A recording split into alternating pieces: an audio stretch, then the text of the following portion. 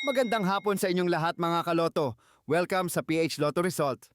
Heto na ang mga winning numbers ng PCSO Games na 2D Lotto at 3D Lotto ngayong 2 p.m. draw ng September 11, 2025 araw ng Huwebes. Para sa resulta ng 2D Lotto ngayong 2 p.m. draw. Heto ang inyong maswerteng numero. Kaloto, kung nagustuhan mo ang content na to, palike naman po. Dalawa pa lang po kasi ang nagla-like eh. So, para naman sa resulta ng 3D Lotto ngayong 2 p.m. draw. Heto ang inyong maswerteng numero. Congratulations po sa ating mga lucky winners, mga kaloto.